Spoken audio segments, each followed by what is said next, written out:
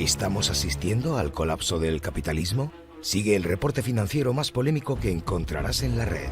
Economía, geopolítica y mercados financieros sin censura. Te contamos lo que no te contarán en televisión. Bienvenido.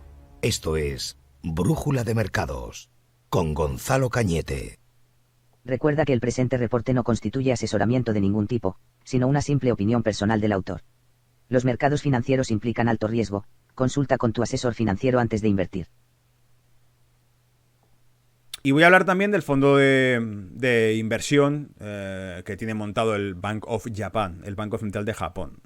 Y dice, el Banco de Japón se ha convertido en el mayor propietario de acciones de la nación. El valor total de sus tenencias supera los 400.000 millones de dólares. Alucina, ¿eh? Noticia que traigo de... Hago zoom aquí para que lo veáis. Bloomberg. Box se convierte en el mayor propietario de acciones de Japón con un tesoro de 434.000 millones. O sea, las cifras son ya de alucinar. Se les ha ido la olla con el Monopoly y están ya fabricando billetes por todos lados. Las compras masivas de fondos negociables en bolsa por parte del Bank of Japan para respaldar el mercado en medio de la pandemia de este año, lo veis, es igual que la Reserva Federal, es que hacen lo mismo. Combinadas con posteriores ganancias de valoración, llevaron a su cartera de acciones japonesas a 45,1 billones de yuanes, 434.000 millones de dólares en noviembre, según estimaciones de Shingo Ide, estratega jefe de acciones del Instituto Investigaciones NLI. Esa es la primera vez que las tenencias del Banco Central han eclipsado a las del Fondo de Inversión de Pensiones del Gobierno, que era una aspiradora de activos, de acciones japonesas. El Fondo Público de Pensiones del Gobierno compraba acciones japonesas, como el Banco Nacional de Suiza compra acciones americanas. Que estima que se situó en 44,8 billones de yuanes en el mes pasado, basándose en las ganancias además de sus tenencias finales de septiembre. Independientemente de qué ballena sea más grande, si el Bank of Japan o el fondo de pensiones, cuál de las dos ballenas es más grande, independientemente de eso, dice... a ver, ¿dónde me he quedado? Vale. La presencia dominante de estas dos entidades públicas ha generado preocupaciones sobre su influencia en los precios del mercado. Hombre, no. Es como, me parece...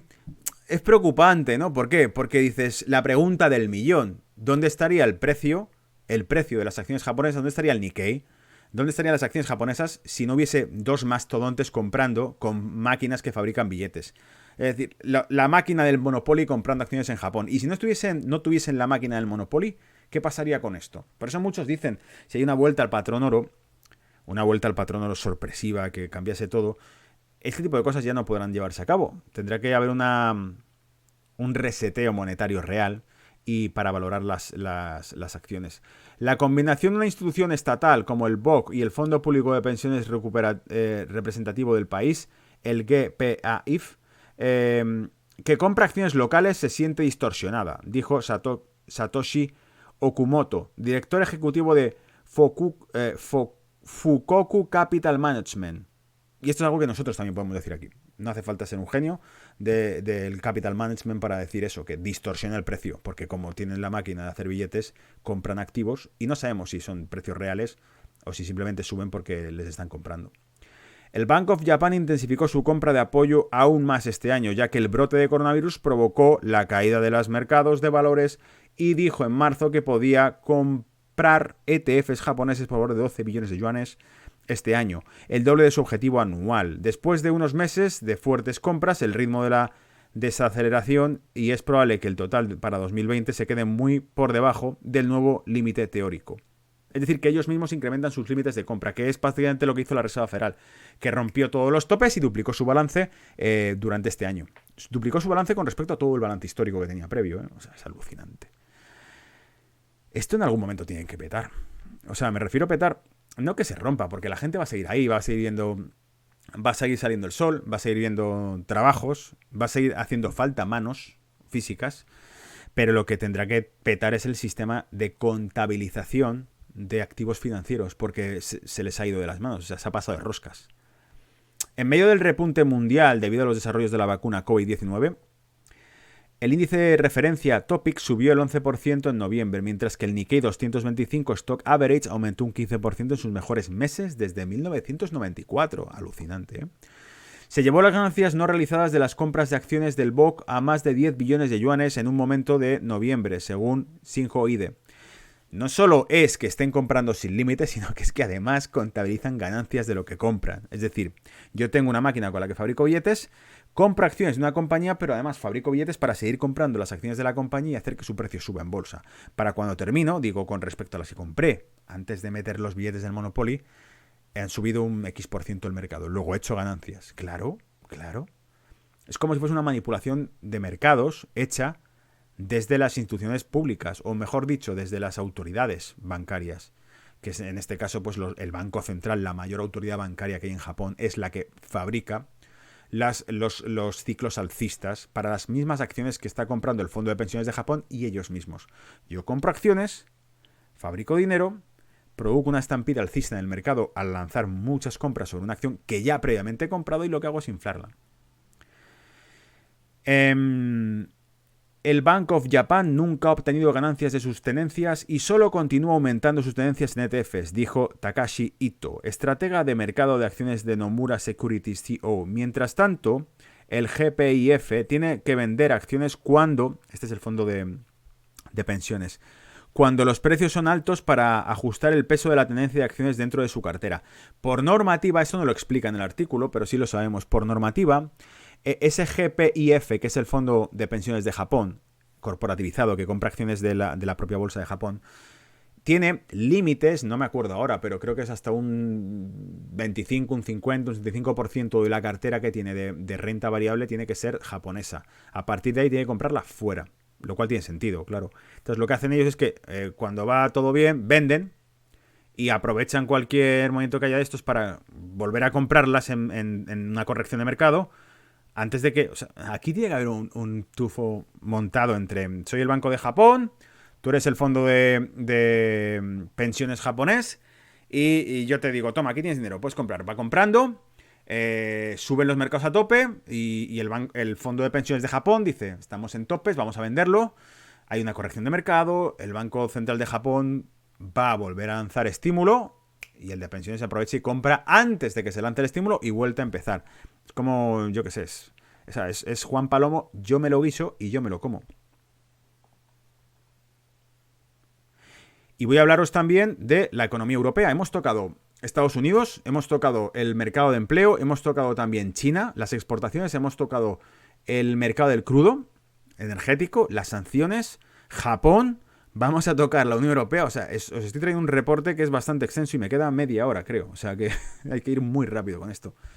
La pandemia de COVID está ejerciendo presión sobre la sostenibilidad de algunas economías de Europa, lo que ha llevado a algunos a argumentar que el crecimiento económico y el apoyo monetario del Banco Central Europeo no serán suficientes y que la deuda pública debería renegociarse. ¡Alucina! O sea, que van a pedir renegociar la deuda pública en Europa. Y aquí está el artículo de Euroactive que dice, ¿pueden las economías de la Unión Europea crecer lo suficiente como para pagar el crecimiento de la deuda? Y básicamente lo que nos sugiere es la posibilidad de que tengan que en un futuro renegociar sus deudas como le pasó a Grecia. La Unión Europea está luchando por superar la crisis más profunda en sus 7 décadas de historia, causada por la pandemia más fatal de un siglo, que deprimió el crecimiento y envió la deuda pública a niveles récord. Recuerda, lo hemos comentado antes, esto a Europa. Esta pandemia más fatal desde hace un siglo, esta crisis más profunda en sus 7 décadas de historia, causada por la pandemia más fatal de un siglo, que ha deprimido el crecimiento y ha enviado la deuda pública a niveles récord, está pasando en Europa y está pasando en Estados Unidos. Sabemos otros sitios donde está pasando lo contrario. Sube un 5% su economía y acaban de anunciar récord en el crecimiento de las exportaciones y del sector de servicios. ¿Dónde? Averigua, redoble de tambor, China. La economía que hace un año estaba cerrando, capitulando y aceptando comprar más producto americano, hoy está en pleno apogeo frente al resto de economías occidentales que se están hundiendo en el barro. Durante la última crisis financiera, la deuda pública de la Unión Europea, excluyendo Reino Unido, aumentó 20 puntos hasta 86,6% de su PIB. Aún manteniendo altos niveles de deuda de recesión anterior, se espera que la deuda pública en la Unión Europea crezca 15 puntos más este año para alcanzar el 95% de su PIB, según la última previsión de la Comisión Europea. Y están hablando en términos generales, o sea, sacando una media, porque si tú miras España o miras Italia, te echas a temblar. Los economistas coinciden que la deuda pública es sostenible mientras las economías crezcan por encima de los costes de financiación mediante deuda. No los economistas, cualquiera que sepa matemáticas. Yo puedo pagar un 4% de interés si estoy generando un 5% de dinero, de incremento de mis fondos. Me han prestado 100 al 4%, solamente si con esos 100 saco 105, podré pagarle los 4 que le debo intereses. Eso son matemáticas del colegio, no hace falta ser economista para averiguarlas. Claro, la cuestión está en, ¿crece Europa al 5% necesario para pagar el 4%? ¿Vale? O sea, ¿esto está ocurriendo? No lo veo. No lo veo, Europa no está creciendo. Básicamente no saber la tasa de crecimiento, que es negativa este año. Mientras el BCE compre 65% de la deuda española... Esto no sé por qué no lo he puesto en rojo, porque cuando lo he escuchado he dicho, esto sí que es la leche. Atentos a la declaración, con todos mis respetos a María Jesús Fernández, economista senior de Funcas, un centro de investigación español. Porque evidentemente María Jesús Fernández tiene razón, pero atentos a la declaración. Mientras el BCE compre el 75% de la deuda española, no tendremos ningún problema. Es decir, con que ellos hagan cargo de comprar lo que estamos emitiendo, no hay problema. El BCE es el Monopoly de Europa, fabrican los billetes y dice, mientras ellos nos compren la deuda no tendremos ningún problema. Bueno, en realidad sí lo tenemos, y es que nos tienen cogidos de los huevos hablando, claro, porque cuando Italia discute o rechista sobre los presupuestos que Italia decide para Italia, la Unión Europea le dice que no los acepta. Italia dice, bueno, pues me da igual que no los acepte, somos Italia y decidimos lo que vamos a hacer en Italia. La Unión Europea dice, ¿estás seguro de eso? Y empiezan a apretar las tuercas al bono de deuda italiano porque dicen, ¿quién va a comprar tu deuda si no somos nosotros? El BCE reduce las compras que hace sobre la deuda de Italia y aquí paz y después gloria. Italia empieza a desplomarse su bolsa, como ya ocurrió. Estoy hablando de Liga Norte, estoy hablando de lo que ocurrió hace, ¿qué? 2 años atrás, no sé.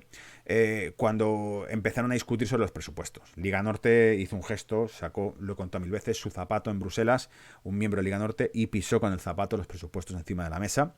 Un gesto muy heroico, muy desafiante, muy rebelde, sí, pero vamos a ver, aquí maneja el dinero el BCE, ¿no? Bueno, no pasa nada. Bueno, pues María Jesús igual no ha reflexionado sobre que esto quiere decir que tenemos un acreedor único. Un acreedor que fabrica billetes y que no nos pide casi nada a cambio. Pero eso no quiere decir que ese acreedor nos esté dando eso gratuitamente. Aunque el Eurogrupo y la Comisión Europea han descartado un nuevo estímulo, el presidente del BCE, Christine Lagarde, prometió actuar de nuevo con determinación en diciembre ante la segunda ola del virus. El crecimiento es la única solución creíble y saludable, menos mal que dicen esto, dijo María Demetric, subdirectora del grupo de expertos Bruegel. Pues bueno, digo menos mal que alguien defiende el crecimiento económico y el empleo, porque si no, vamos a una economía totalmente artificial, en la que el mundo real se está hundiendo y estos siguen manteniendo el énfasis puesto en lo que cotiza. Es decir, es como... nos estamos cayendo. No pasa nada, todavía no hemos impactado. Ya, joder, que nos estamos cayendo, no esperes al impacto. Nos estamos cayendo, levanta el vuelo ya, porque estamos cayendo y dices, no pasa nada. De momento no hay ningún golpe, ya, porque cuando venga el golpe ya no podrás levantarte. Para impulsar las economías nacionales afectadas por el virus, la Unión Europea acordó en julio un fondo de recuperación de 750.000 millones de euros, que ya lo hemos comentado en julio, lo hicimos entonces, para financiar inversiones de los Estados miembros. El fondo, aún bloqueado por Hungría y Polonia, se financiaría con una cantidad sin precedentes de deuda de la Unión Europea que se reembolsará eventualmente mediante nuevos impuestos europeos. Ahí lo tenéis, nuevos impuestos europeos. Nos van a freír impuestos. O sea, la clase media en Europa va a estar hecha polvo. Incluso si el BCE mantiene su estímulo monetario a medio plazo, algunas voces sostienen que el crecimiento no será suficiente para sobrevivir a la enorme cantidad de nueva deuda. Claro que no, porque no hay crecimiento. Ahora mismo lo que tenemos es una caída de toda la economía y del empleo. Con la expectativa de que la deuda italiana alcance el 160% del PIB, ya verás tú si esto no es luego más, Riccardo Fraccaro, uno de los asesores más cercanos del primer ministro Giuseppe Conte, ha pedido al BCE que cancele la deuda soberana. Toma, ahí ya tienes la primera alerta roja. Que ha comprado y extienda su vencimiento a perpetuidad. Lagarde rechazó la idea y explicó que no existe una base legal para que el BCE cancele la deuda soberana que posee. Nos ha jodido, hablando, y con perdón, de la expresión. ¿Por qué? Porque si Lagarde, la presidenta del BCE, reconoce, venga, vale, pues sí, cancelamos la deuda soberana. Justo antes de que emitan 750.000 millones de euros en bonos europeos, ¿quién va a comprar el bono? ¿Tú vas a comprar el bono de un banco que automáticamente le deja a sus clientes que no paguen la hipoteca? Dice, oye, estamos fatal, te debemos mucho dinero. Ojo que no critico la decisión de Italia, me parece que es la oportuna. Para poder poner sentido a todo esto hay que hacer un borrón de todo lo que ocurre. Pero Italia dice, vamos a hacer una renegociación y una cancelación de la deuda con el BCE. El BCE dice, ni de coña, tío, voy a empezar a vender bonos mañana. Si encima ven que a la gente que me da dinero, que es Italia, que es la tercera economía de Europa, le digo que no pasa nada y que vale, que ya me lo pagaron en otro momento, nadie va a querer comprarme mi deuda porque van a pensar, si este se va a quedar sin liquidez mañana. Cualquier día no tiene liquidez para sostenerlo. ¿Me seguís un poco la idea? Entonces, ¿cómo va a aceptar que Italia haga eso si tiene que hacer todo el teatro para venderle al mercado extranjero, al mercado internacional, la deuda europea como algo sostenible y fuerte? Y ya hemos dicho los eslogans publicitarios y propagandísticos que dieron en su momento sobre esto, que dijeron que era una solidaridad extrema, que estaba respaldada por la solvencia de Europa y demás. Claro, ¿qué te van a contar? ¿Qué te van a contar? Ven este reporte y no compran deuda europea. Y dice, deuda privada. El impacto de la pandemia también ha empujado a las empresas cerca del acantilado, especialmente al sector turístico, España, restaurantes, España, y comercio minorista, no tanto España, pero bueno, ahí está. Las empresas han salido mal gracias a las medidas de liquidez y a los créditos especiales aprobados por los gobiernos. Las garantías de préstamo gubernamentales y la moratoria de quiebras han evitado una ola a gran escala de incumplimientos de empresas no financieras, cuidado que vamos a lo que vamos, se está acercando, pero a un número considerable de empresas podrían verse, cuidado, obligadas, cuidado, a declararse en quiebra si estas medidas se levantan demasiado pronto, cuidado, a las condiciones de los préstamos bancarios, boom, se endurecen. O las condiciones de los préstamos bancarios se endurecen. Es decir, te están diciendo, si no se pone todo este estímulo, las empresas no podrán tirar para adelante, y si no pueden tirar para adelante no pueden pagar sus créditos, y si no pueden pagar sus créditos, ni las familias ni las empresas podrán pagar las hipotecas, ni las deudas a los bancos, y el sector bancario de Europa habrá reventado. El BCE dijo un informe en noviembre, claro, ya está. Van a meter todo el dinero que haga falta del Monopoly, porque saben que si no, la otra opción sería una hecatombe, ¿vale?